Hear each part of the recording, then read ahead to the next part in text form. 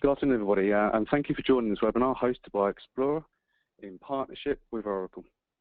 Today, John Lingard, who is the Sales Manager of Engineered Systems and Cloud Solutions at Explorer, and Jules Lane, who is the Apex Lead at Oracle, will be presenting the benefits of using Apex as a strategic development tool, including customer use cases of using Apex in the cloud. During the presentation, there will be 3 handouts available for you to download in the toolbar. If you have any questions during the presentation, please feel free to list them in the questions panel on the right-hand side, and we'll answer them at the end of the Q&A session. I will now hand over to John and Jules, who will then start the presentation for you. Thank you, Simon. Good afternoon, everyone, and welcome to this webcast hosted by Explorer and Oracle. My name is John Lingard from Explorer, and I'm joined by Julian Lane, Apex Lead for EMEA Pre-Sales. So on this webcast, we're going to be highlighting the benefits of Application Express, or Apex as it's most commonly known, combined with the use of the Oracle Cloud for a variety of use cases. Before I go on, would you like to introduce yourself, Jules? Yeah, thank you, John. I'm Jules. I'm based in the UK, but I have an EMEA role within Oracle as a member of the specialist pre-sales team. We each focus on a fairly precise area, and for me it is Application Express, particularly in the context of the Oracle Cloud. Thanks, Jules. So Explorer is an Oracle Platinum partner, and for 20 years we've been using Oracle technology to solve business problems, develop new applications using a variety of Oracle development tools, and mostly around Apex. And we provide a range of support services for our customers, be it ad hoc consultancy or more proactive support, 24/7 managed services, that type of thing. Most recently, we've been recognized by our customers and voted the UK OUG Database Partner of the Year for 2015. So we're really pleased about that. I'm very proud of that, and that adds to our long list of awards over the years as well. On that note, if any of you in the UK are planning on attending the Oracle User Group Technology Conference next week in Birmingham, both Jules and I will be there to field any additional questions that you might have, or come over and discuss any services or capabilities that we have in a bit more detail. More on that to follow, though. So for more information about Explorer, you can check out our Twitter page and go to our websites from there, and then get in touch. So many of you will be familiar with the Oracle Stack, and Explorer align ourselves with each of these layers using carefully selected Oracle solutions. Apex to develop bespoke applications down through the database layer deployed on infrastructure that is becoming more and more consolidated onto engineered systems. Alternatively, there are a range of cloud solutions, be it on-premise, private cloud, public cloud, or a hybrid approach of both, all backed up with a range of services from our technical consultants and developers to simplify IT and lower costs for our customers. It's as simple as that. So what is Application Express? For those of you that are not familiar with Apex, it's Oracle's primary development tool for developing data-driven web applications for desktop and mobile. It's entirely browser-based, from the IDE to the application runtime, which means that it's lightweight, it's fast, and it doesn't need any Java applets to run. And it's still one of Oracle's best-kept secrets when compared to other Oracle development tools. One of its stellar benefits is that it's a no-cost component of the Oracle database. You already own it, and it's fully supported. Developers love Apex, and businesses love it too. And it's embraced by those that recognize the value of lowering the cost and deployment of development, whilst not compromising on things like efficiency, aesthetics, or functionality. So where would you use Apex? Why would you use it? It's a question that I'm asked often, and the answer from Oracle is it depends on the right tool for the right job at the right time. Depends on your business case, depends on your objectives, and we couldn't agree more. But I also temper that by saying, if your data is in an Oracle database, if you want to develop fast, if you want to have developer agility, if you don't want to have to license another development tool or another development environment, and you want a fully supported product that delivers beautiful applications, why would you not use Apex? Now, these are some of the most popular use cases that our customers are using Apex for, and we've been using Apex since 2004, so we've got a long list of customers and use cases. New applications. Apex is not just for small applications. Apex scales, and therefore the application scales in line with the database, so it's practically limitless in scale and performance, whilst also using all of the database's features, security, high availability, and so on. Redeveloping forms applications into Apex is a growing use case as well, improving aesthetics, adding new functionality, and I'll come on to more detail on that shortly. Now, when Java is overkill, the equivalent application in Apex can be developed in a third of the time and at much less cost as well. So that's a really strong, compelling message also. Apex also bridges the gap between Discoverer and OBI, Oracle Business Intelligence. So it's perfect for management reports. So Apex isn't a replacement for Oracle Business Intelligence products, but it is a replacement for products like Discoverer and Oracle Reports. Perfect for management reports, perfect for output into documents such as CSV, Word, PDF, and so on. And Apex is open. It's strange to say for a proprietary tool from Oracle, but using RESTful data services, it's open to other data sources. So now that you've seen the basics of what Apex is, I'd like to hand over to Jules, who can talk more about the Oracle Cloud and where it fits in with Apex. Thank you, John. As probably all of you hopefully are aware now, Oracle have in the last couple of years completely embraced the approach of cloud computing, and our strategy is to provide a complete set of IT solutions in the cloud. And one of the key points about that, which is relatively unique to Oracle, is that the software that you've been using for years on-premise or perhaps in a private cloud environment is the exact same software that we provide in the public cloud. They are not different versions. They're not special products or specially configured systems. They are the same software that you know and hopefully love, simply running on our servers, in our data centers, accessed through the magic of the internet. So it's the same architecture, it's the same software and the same products, and you would require purely the same skills to make use of that platform. So anything you've got now running in a private cloud or an on-premise environment, you could migrate into the Oracle Public Cloud without needing to make any functional changes.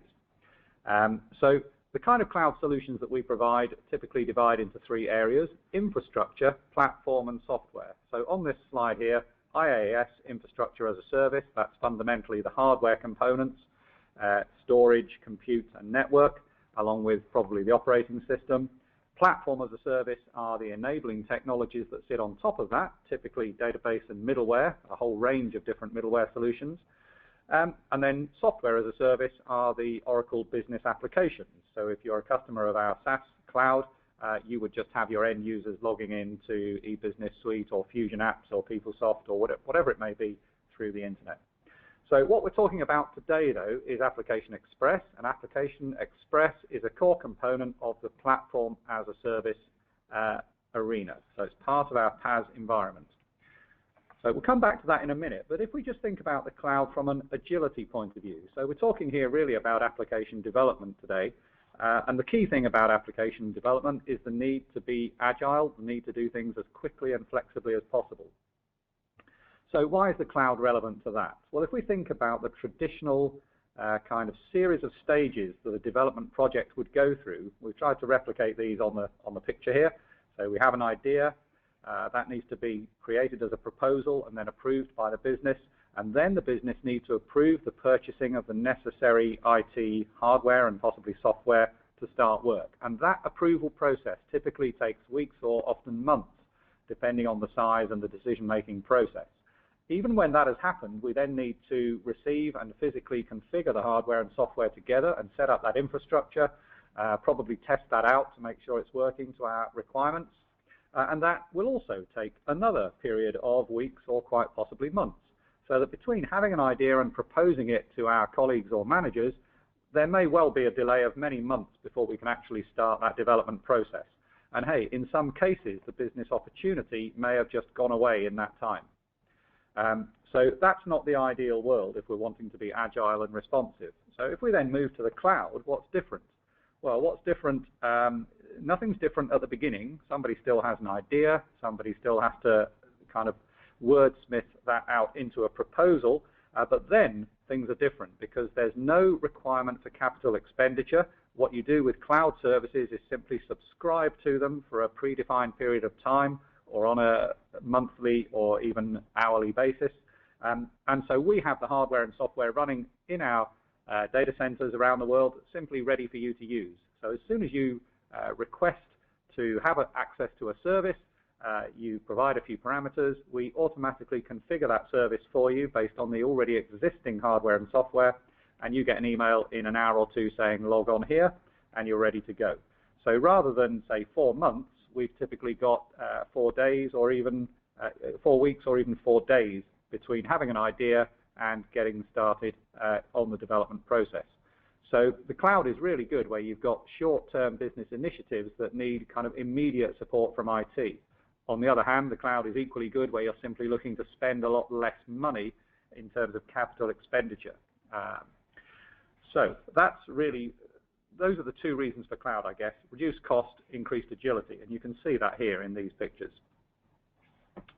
So if we go now into the details a little bit of the Oracle Platform Services. So this is the middle tier of cloud services, the enabling services. The Oracle Cloud Platform is what we call it.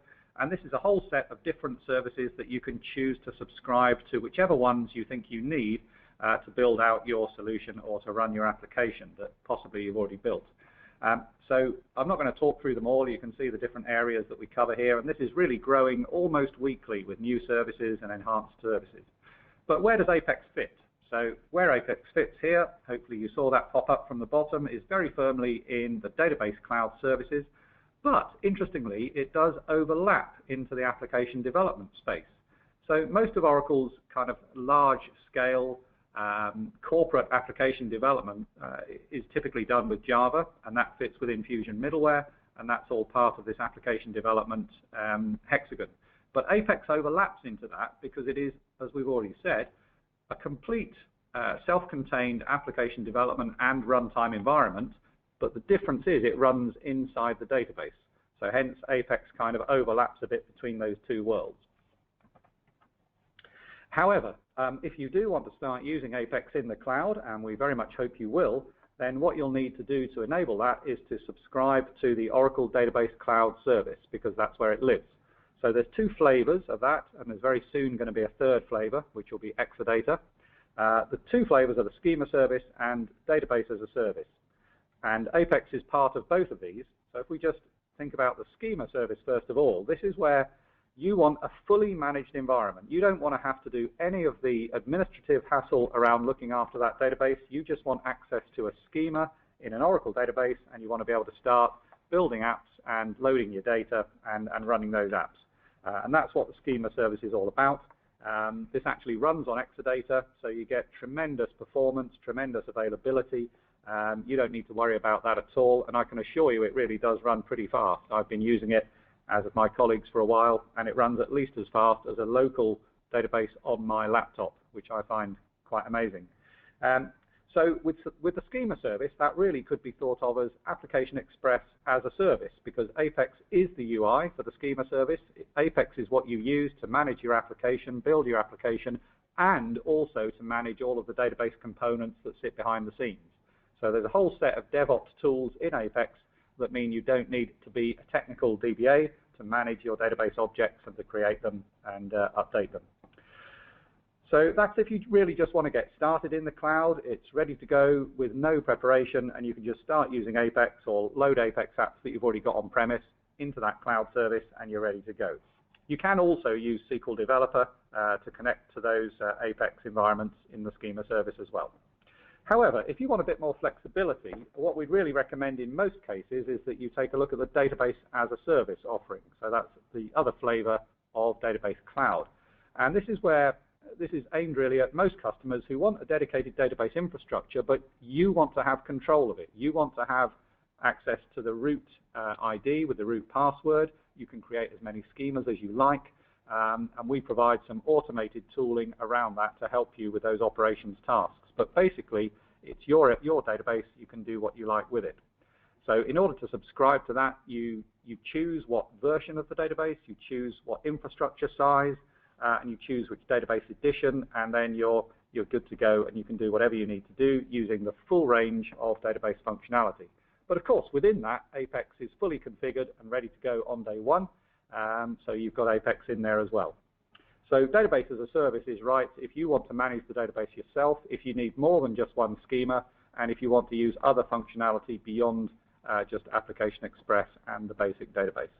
So you've got those two choices, and of course anything you build with Apex in one environment is really very easy to move into the other environment whenever you need to, as well as back to on-premise or in the other direction. So a quick word on integration. As John said earlier on, Apex is not a closed environment. Yes, it runs inside the database cloud service, but through the magic of web services, we can connect really to anything else either out there on the internet, whether that is a different Oracle cloud service or whether it's a non-Oracle cloud service such as Amazon or Azure, or whether it's anything else running on some kind of mid-tier platform, whatever that may be. So it's quite common to see Apex integrated with things like PayPal or Google Maps or really anything else that typically you might want to tie in. The other thing to say here is that most customers of any size are going to have a hybrid environment. You're going to have a whole stack of on-premise systems running for some time to come, as well as an increasing amount perhaps of cloud solutions as well. And they can work together, but you can also manage them together through the use of Enterprise Manager. So Apex is exactly the same whether it's on-premise or in the cloud, and Enterprise Manager also allows you to monitor and manage any of your Oracle databases from the same Enterprise Manager environment, again, whether they are on-premise or in the cloud. And equally, SQL Developer is there to allow you to connect to and work with your local databases and your cloud databases alongside Apex. So there's all sorts of integration options, and it certainly is in no way a closed environment at all. So just as an example of that, in a more specific example, one of those platform services is called the Developer Cloud Service. And this is relevant to any kind of application development work, regardless of the technology that you're using. The Developer Cloud Service is a pre-built, ready-to-run, fully installed and pre-configured governance environment for any kind of development project. So you've got things like Git repositories, Maven and Apache for testing. You've got the Hudson continuous integration engine in there, and a whole range of developer collaboration tools as well. So these tools provide application lifecycle management, as I say, team collaboration, and very powerfully automated deployment of applications into existing test environments or new test environments or production environments. So what the use of the Developer Cloud Service does for Apex is it allows us to provide really high quality, sophisticated project governance and version control and source code control to Apex projects. And if you look at it the other way around, it allows an organization who want to be fully governing the way their developments work in order to control and manage them and allocate resources with the right priorities and so on. It allows Apex projects to be embraced as part of that environment, and again, not something set out there on the edge. So I'd certainly encourage you, if you are working with Apex, to look at using the Developer Cloud Service as well. So on that, there's a bit of technical information there. Now I'm going to hand over to John to talk about some customer examples where this is happening. Thanks, Jules. Really great summary of the Oracle Cloud there. Really strong, compelling messages there for looking at cloud adoption, especially for new development requirements, test and dev environments, and also production environments as well. No limitations there. So onto some use case examples of where Apex has been used with the Oracle Cloud. So what we're finding is the most popular use case for combined Apex and cloud usage is around new application development requirements. One of our customers here, MDM, they found us when they were looking for an Apex development consultancy resource. And with our strong track record in developing bespoke applications, we were selected to develop a front end to a database application for a shared disclosure system within the financial services sector. And as we were developing this solution and designing the deployment, we quickly realized that the cost of adoption would exceed £300,000 of on-premise infrastructure and software licenses, and the time to deploy was going to go into weeks and months. It wasn't going to allow the customer to scale. So what we did was look to the cloud, and we drastically cut their CapEx costs, and we moved to more of an OpEx model, and delivered this solution within 2 days compared to nearly 2 months on-premise. So it's a combination that's allowed them to invest further in Oracle and then scale it at will. It's also worth noting that this application allows multi-organization branding.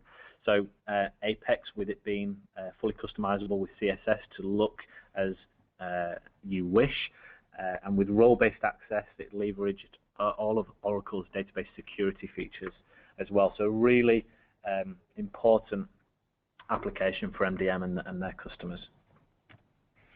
So use case number 2, what we're finding is looking at Oracle Forms with Apex is becoming more and more popular. So it's worth noting what the options are when it comes to Oracle Forms. So as hopefully you are now aware, most of you are aware, Oracle Forms has now been released with 12c, and that's available whether it be on-premise or in the future soon it's going to be available in the cloud. So staying supported with Forms. If that is how you wish to proceed with Forms, you're certainly able to do so. There is another option to you if you've got requirements to redevelop the application, then looking at Java with Oracle ADF. Again, by linking to the Java Cloud Service, we can move from on-premise to cloud. There are third-party applications. They can also leverage the Oracle Cloud. And then what we're here to talk about, redeveloping the application with Oracle Forms, whether that's complementing an existing Forms application or redeveloping it completely. And as Jules has already covered, a fundamental component of the Oracle Database Cloud Service. And all of these things can interoperate with each other. So a bit more detail around Oracle Forms to Apex. It's becoming more and more popular at the moment. And the advice from Oracle is to use the right tool for the right job, and we couldn't agree more. Forms 12c has just been released. There's third-party solutions to look at, and then there's Apex. So really look at what the business objective is, look at what your skill set is, and align the right tool to the right job.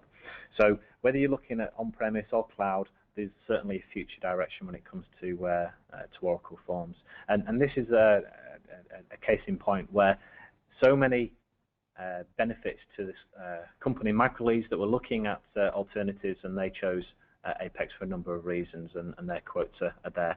So enhancing the look and feel of the application, simplifying the architecture, lowering the total cost of ownership, improving developer agility, and using RESTful web services to open these applications to other data sources, all achievable really easily with Apex. Extending eBusiness Suite applications is another example. It's another encouraged and supported model from Oracle, and there's a number of documents and white papers available on this topic for you to have a look at. But in summary, however, customers can develop new eBusiness Suite modules with Apex whilst also staying compliant with Oracle licensing, so that's really important, to add new functionality or streamline certain processes. Harsco came for us for this very requirement, and we developed a suite of new applications, new modules to extend their usage of Oracle eBusiness Suite. Use case number 4 for Oracle reporting, which is the final use case. Because Apex is so incredibly efficient at visualizing data from an Oracle database and other data sources, obviously, we have customers that use Apex to develop reporting solutions in addition to or in replacement to MI and BI solutions like OBIE.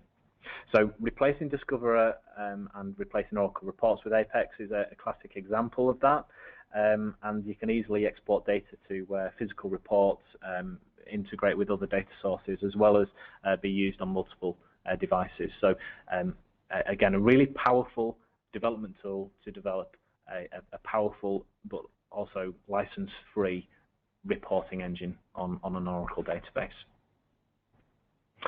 So in summary, we've talked a lot about use cases, and all of these use cases are examples of Apex adoption with a blend of cloud and on-premise, but there's no limitation of using Apex in the cloud with any of these use cases. So if you want to learn more about how you can combine both or separately, you can sign up for some cloud trials and demonstrations, and these are free. So you can do that via Julian or myself. You can visit us both at the OUG Tech 15 conference next week. Touched on it briefly earlier, but the Oracle User Group Technology Conference, very popular in the UK, and this is running on the 7th, 8th and 9th of December next week. And more information you can find on the website explorer.uk.com/tech15. And you can book a 10-minute talk with us there. What we're doing is hosting a roundtable and come across and talk to us about any Oracle topic you wish to discuss. It could be cloud, it could be Apex, it could be Exadata, it could be licensing, anything you wish in 10 minutes or less. We can also arrange some Apex and cloud workshops where we can discuss your specific business requirements, get together at either Oracle or we can come to you. And we also offer Apex training, so zero to hero training held monthly at our offices in Leeds, at Explorer's offices, or we can come to customer site as well. So it really is that easy to get up to speed with Apex. So I'd like to open the floor to any questions that anyone has. Thank you, John. Yes, so as the guys say, if you have any questions now, please submit that via the Q&A panel within the webinar panel. We'll hold on for the next 35, 40 seconds. So you guys have a chance to type them in. If not, then by all means we can follow up afterwards on email.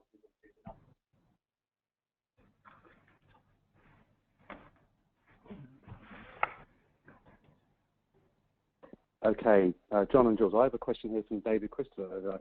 How do you handle dev test product environments in the cloud? Okay, so good question, obviously. It really depends, first of all, which database cloud service you're talking about.